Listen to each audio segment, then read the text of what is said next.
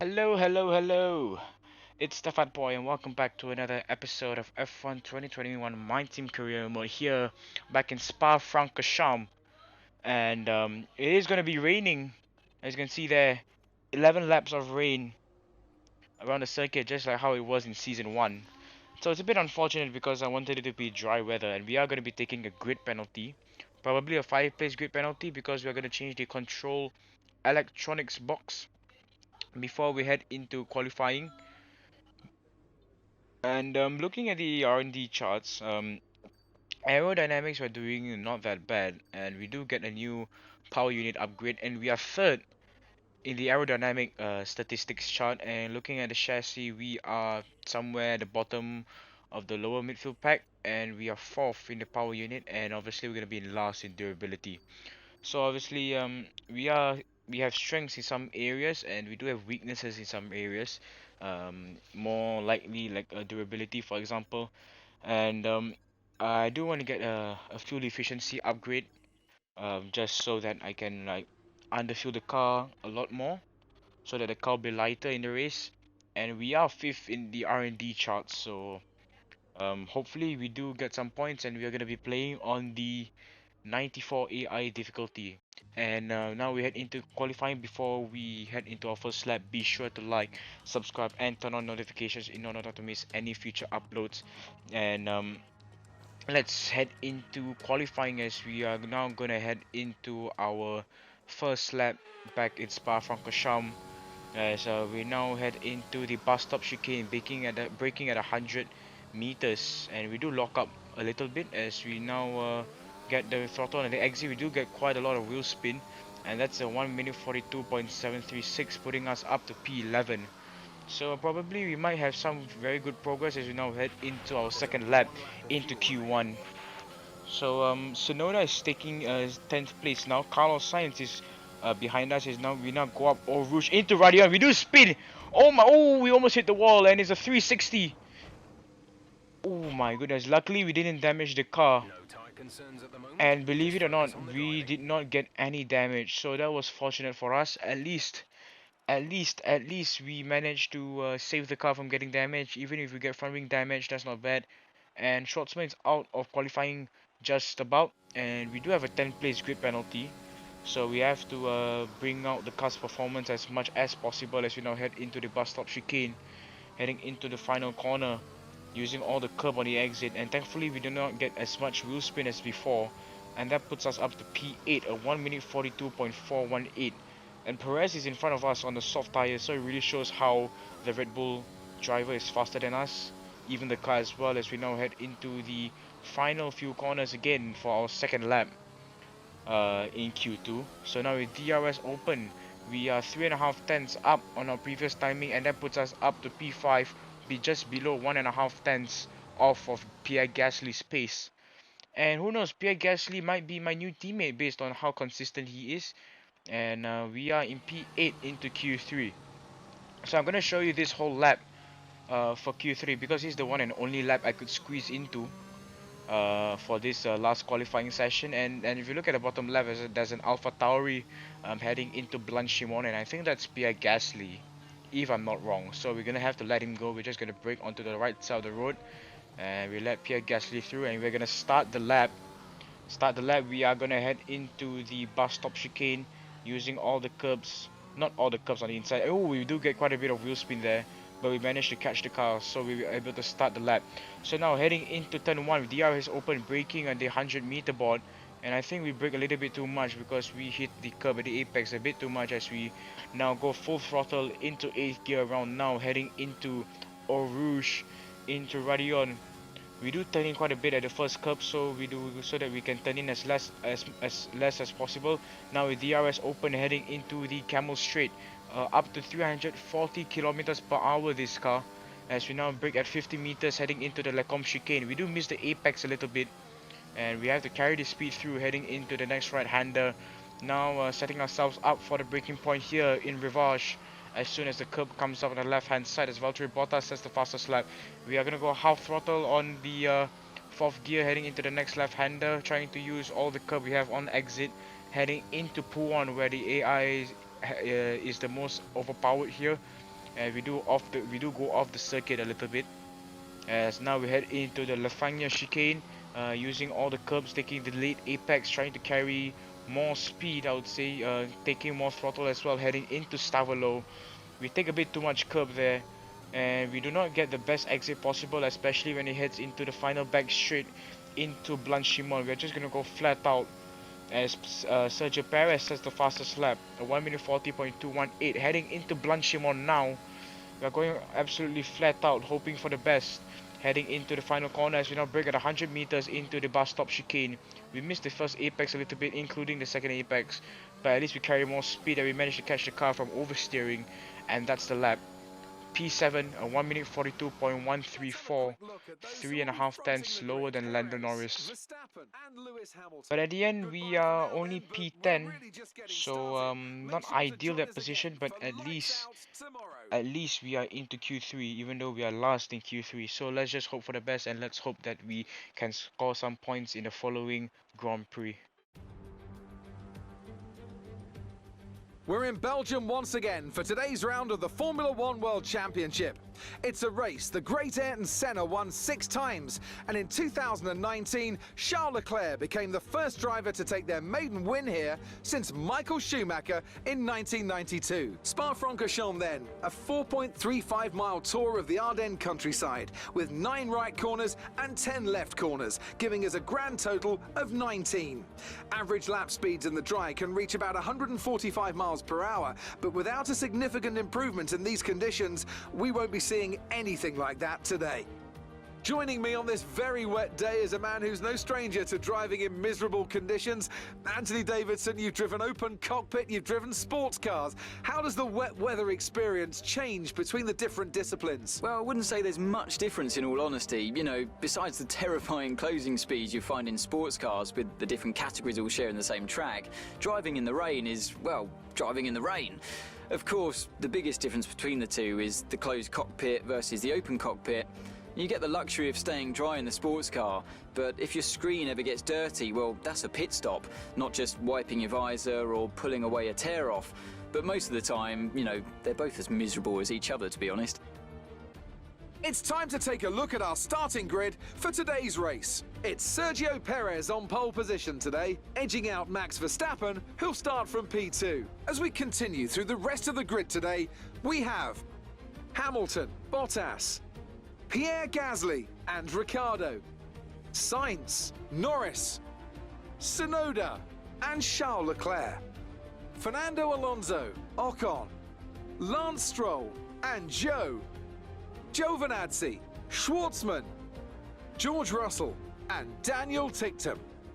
Latifi, the Black Mamba, they've taken a grid penalty. Mick Schumacher and Nikita Mazepin. And now it's time to head down to the track. So it's gonna be a full wet race, no inters, no slicks, just the wet compound tires. And obviously, with how slow we are gonna be in the corners, obviously I can underfuel the car to its minimum. So we're gonna go for 9.2 laps of fuel for race, an 11 lap race around Spa-Francorchamps for season 2. We are gonna go towards the end of the race on one set of tires, the wet tires. So there's no one stop strategy. It's a 0 stop strategy. As now here come the 5 red lights for the Belgian Grand Prix here in Spa, and we are underway for the Belgian Grand Prix. Daniel Tickton getting quite a bit of wheel spin. He had to correct the car a little bit there, and we did get quite a bit of wheel spin off the line. As we now head into La Sauce, we are going to go side by side with Mick Schumacher, trying to go around the outside, trying to get Nicolas Latifi as well in the process. And I think we're side by side. I had the greater exit speed, now heading towards the run-up to Eau Rouge. We are going to go side by side with the Canadian up Eau Rouge into Radion. Oh, we're going to go side by side just on the limit there, maybe just past the limit, heading into the Camel Straight. We didn't get that great of an exit because we had to lift off quite a lot, and that caused Mick Schumacher to catch up with the two of us, as we're going to go 3 wide heading into the Lecombe chicane. We managed to clear both of them, but we are able just about to stay on the limit there heading into the exit of the current right-hander we are in right now, as we're going to set ourselves up for the breaking point into Rivage. Daniel Tictum is quite slow at the apex, so we might even go for a move on the outside as we make quite a bit of contact with his left rear tire, and we manage to execute the move, which is now the inside line.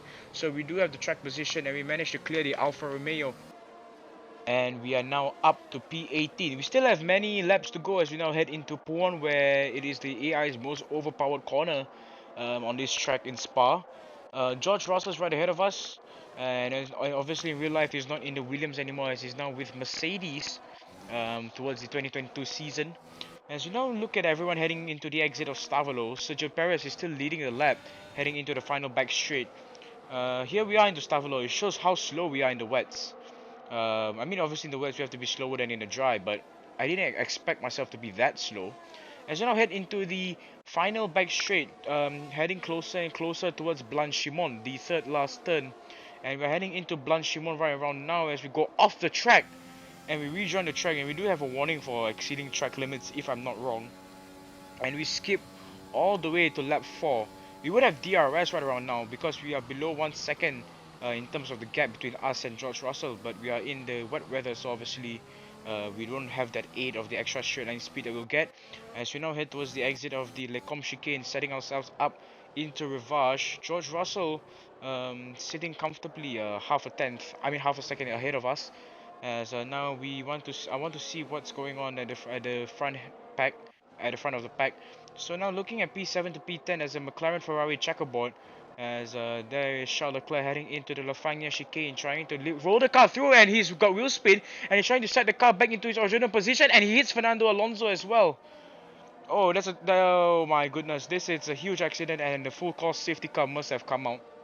And yeah, I think he has already come out because there are many cars that are piled up at somewhere in the middle of the Lafagna chicane. So now as we look into the replay, we can see Charles Leclerc heading into pool 1, trying to roll the car through with speed. He does get quite a bit of oversteer there.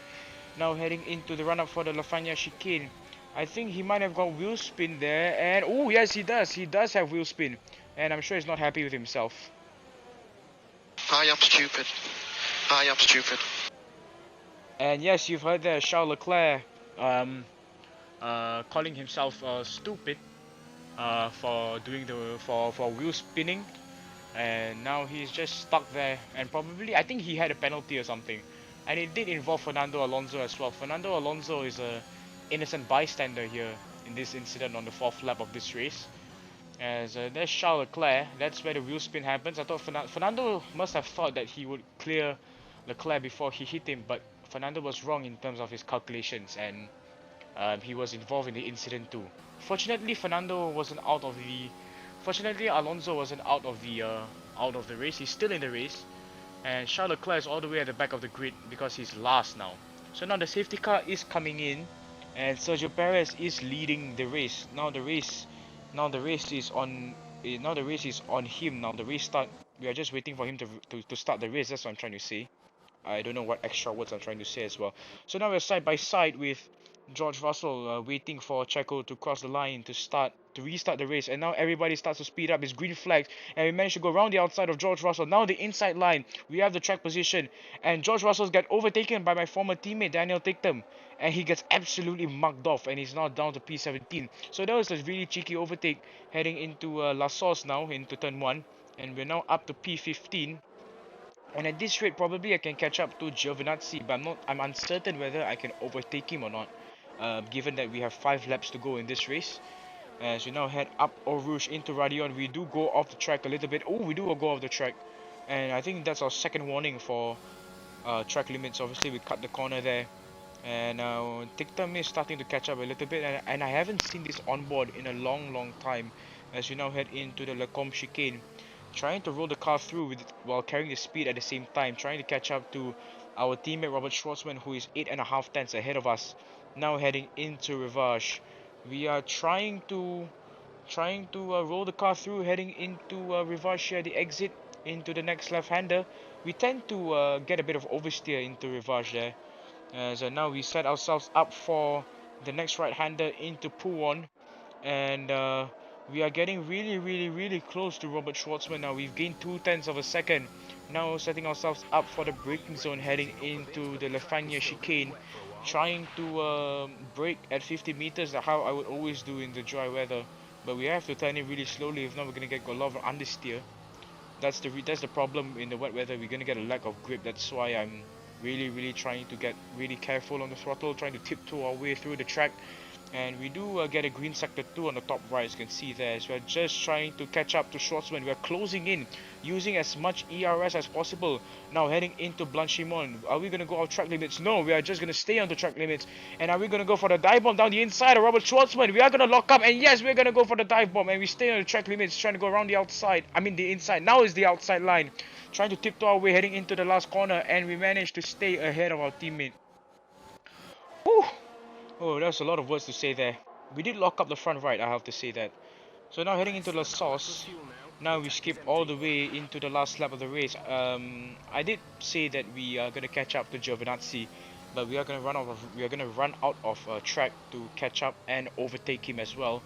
So 99% chance we are gonna go and end the race in P14 as we now head into the final back straight. At least we can use some of our ERS to catch up to Giovinazzi as much as possible, as Sergio Perez takes the checkered flag for Red Bull, and Verstappen came out in second. I think Hamilton's in third. As we now head into the bus stop chicane, we are gonna roll the car through, just trying to bring the car home, no mistakes, and at least we made a lot of progress into this race despite finishing in P14. Okay, pick up rubber and bring it home.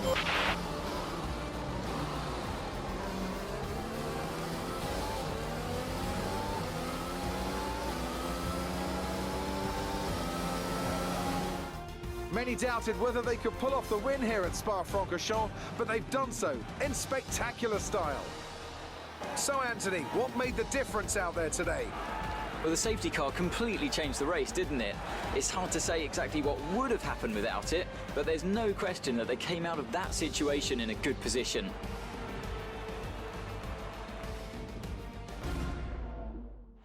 The drivers are en route to the podium as we speak. What a fantastic win for the Red Bull team. They performed exceptionally today, keeping us firmly on the edge of our seats throughout the entirety of the race. Congratulations to everyone at the team.